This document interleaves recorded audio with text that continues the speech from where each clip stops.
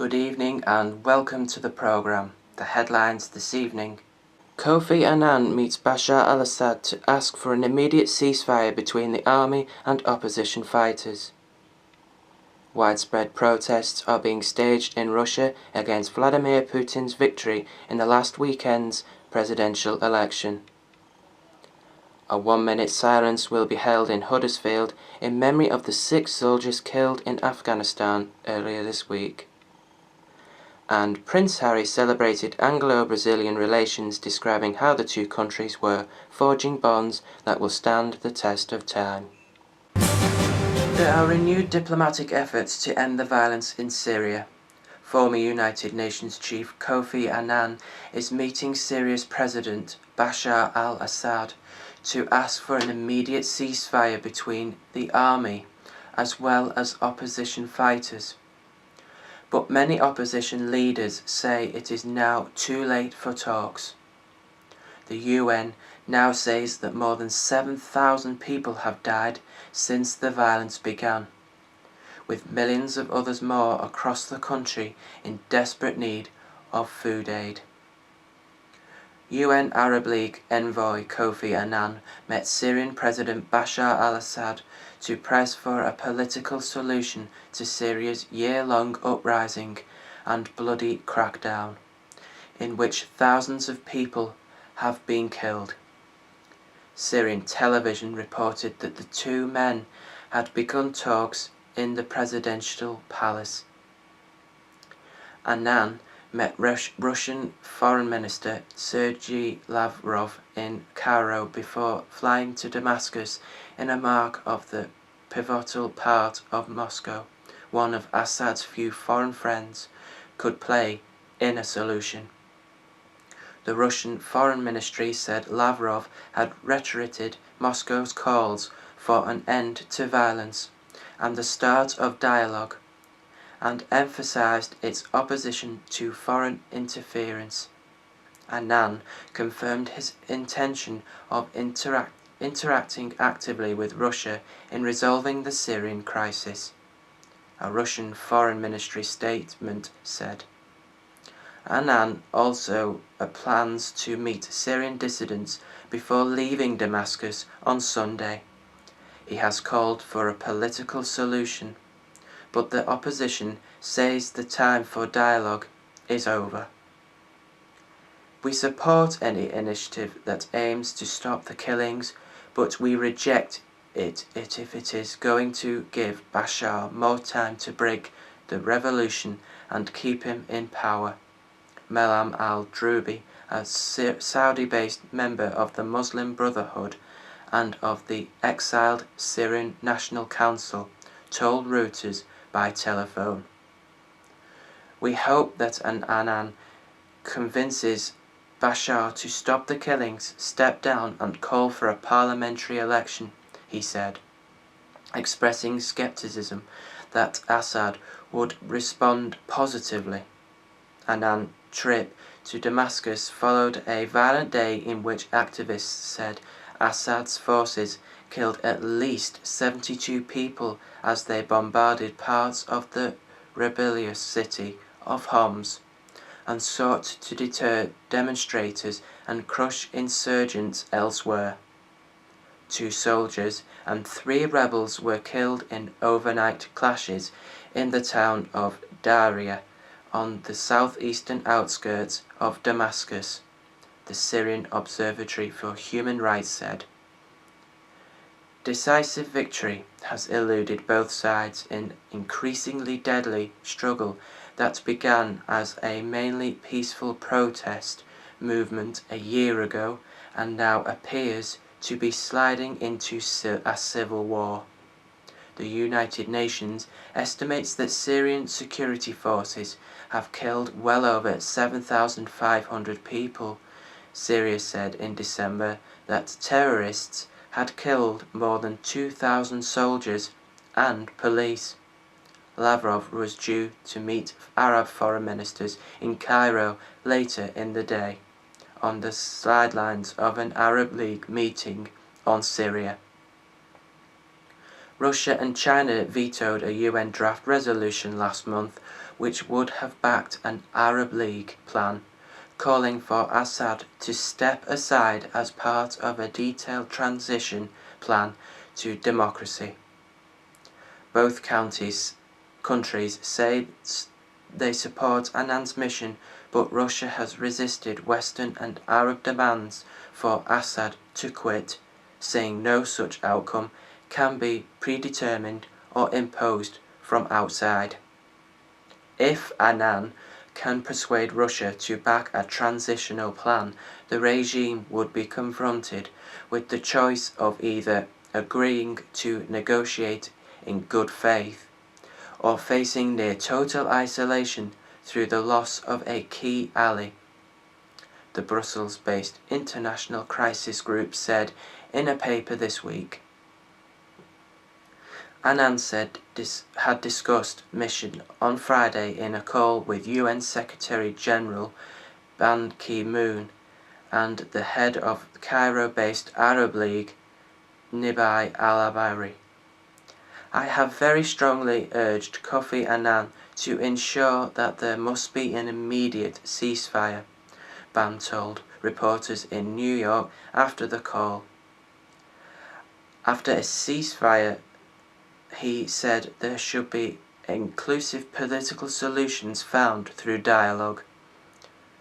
Chinese and Russian reluctance to approve any UN resolution on Syria stems partly from their fear that it could be used to justify a Libya-style military intervention, although Western powers deny any intention to go to war again in Syria.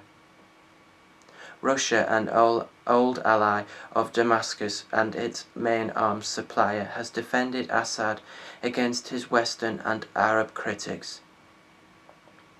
A Russian diplomat said this week Assad was battling al-Qaeda-backed militants, including 15,000 foreign fighters, who would seize cities if Syrian troops withdrew. The Syrian opposition denies any al-Qaeda role in the uprising, but Islamists are among rebels who have taken up arms against Assad under the banner of the Free Syrian Army. France said it would not accept any UN Security Council resolution which would assign responsibility for the violence in Syria, equally between the Syrian government and the opposition.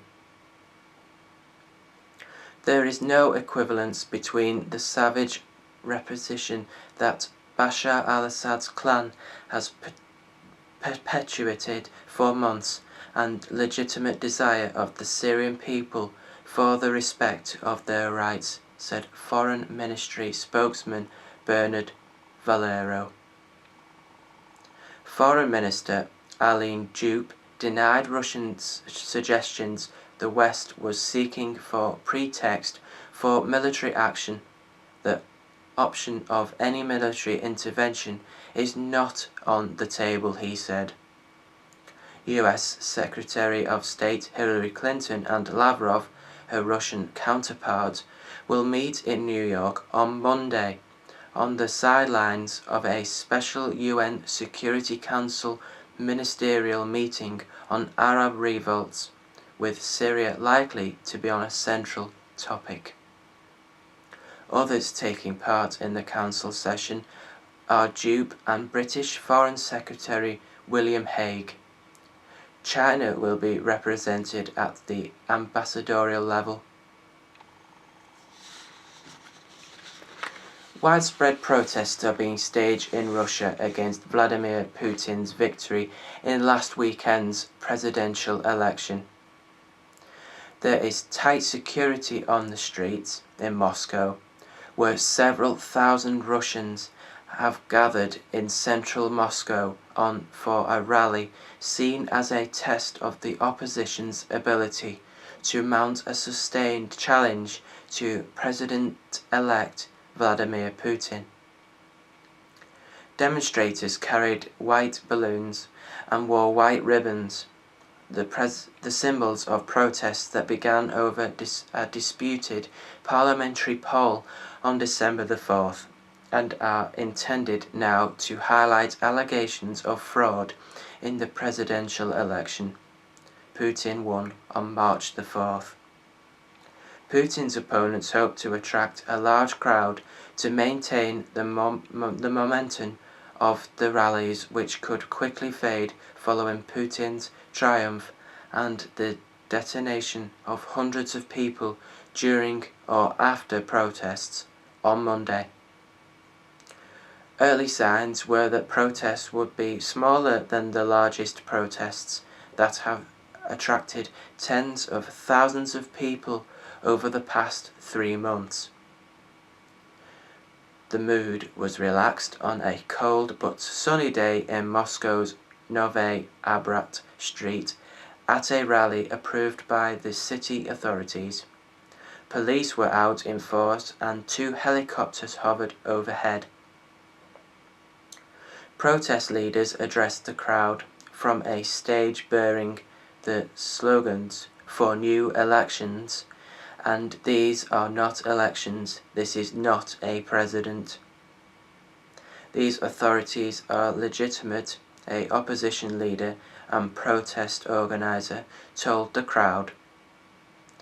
The same people are now in power, the same people who took away our right to choose, the same people who destroyed freedom of speech and political competition, he said. We will continue to demand deep political reforms and new elections. We will continue to demand they free all political prisoners. We will continue to demand freedom of speech and the media. Liberal opposition leader Grigory Yavlinsky, who was barred from running in the presidential election, told reporters that people should be patient as they seek to change the political system, which is dominated by Putin. If this system took 15 or so years to be created, we need a few years, 3, 4, 5, to dismantle it. Of course, we need it. That's why we need these demonstrators, he said. International election monitors say the presidential election was clearly skewed in Putin's favor, but the Central Election Commission said there were no serious violations. The protest organizers say there were many examples of cheating, and that Putin probably won far fewer votes than official tally of more than 63%.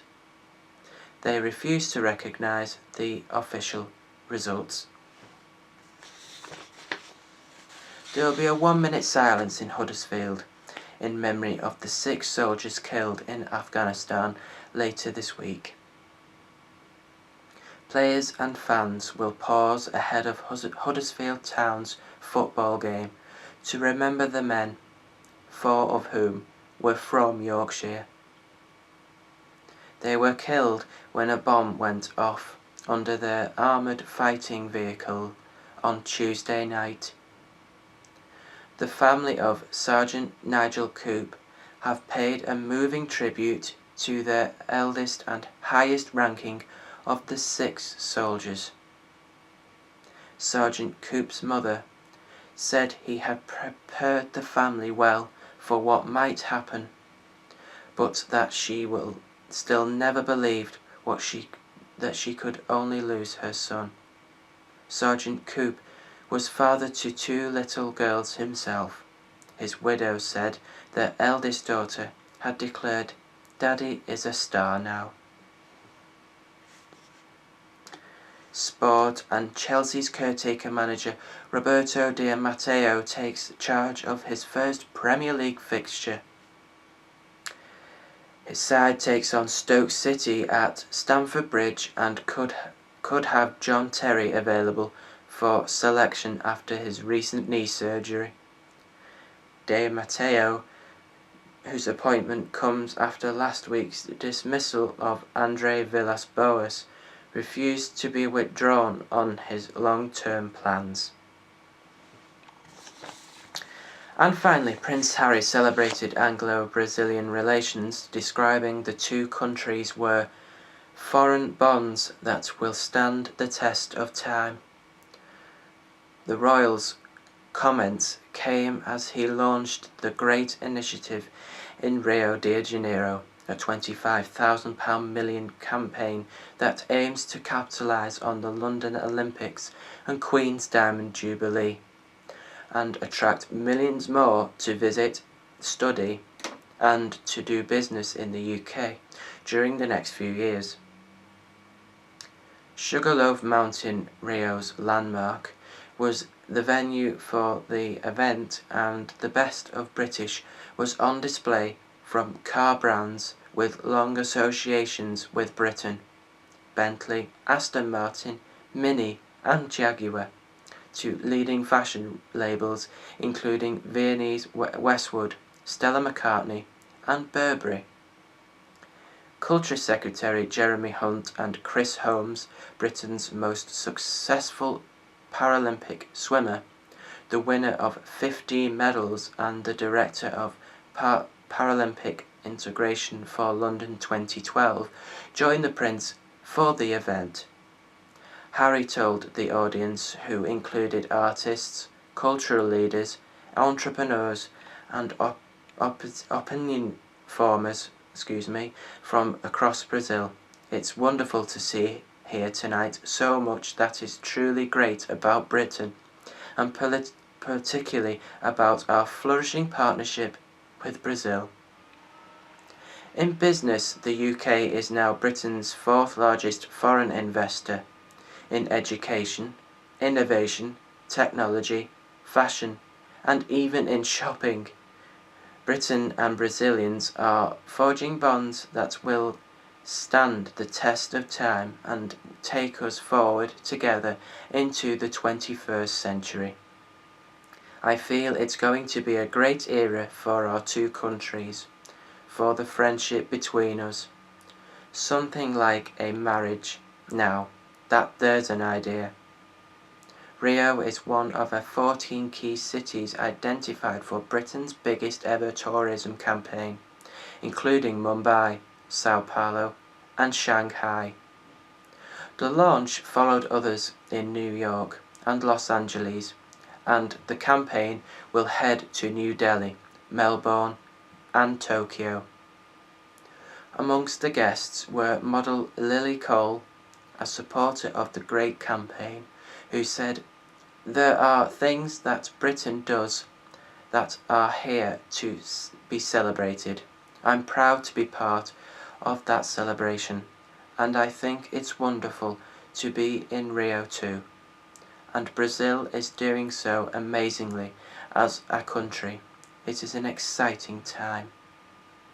Also among the guests was Brazilian TV talk show host and underwear model Luciana Gimenez, who had a child with Rolling Stone Mick Jagger. Gimenez took a stunning in blue bandage mini dress. When Harry first arrived at Sugarloaf Mountain, he was greeted by scores of screaming girls and Unido da Ala, a Simba band which paraded at his year's Rio's carnival, but he resisted the urge to move to the pulsating rhythms. The royal's keynote speech was introduced by the Culture Secretary and footballer David Beckham, who spoke via a video and told the Prince to get the party started like only he can. In his address, Harry joked about his brother the Duke of Cambridge being a bad dancer, saying, "But everything about Rio makes you just want to dance. I'm just so thankful that my brother isn't here, because he might actually do it, and that would not be cool." The royal described how it had been a burning ambition of his to come to the country, I can hardly believe I'm here. Over the years I'm seen and heard so much about this extraordinary place. In fact, ever since my father told me about a certain dance, he once had a beautiful girl called Pina.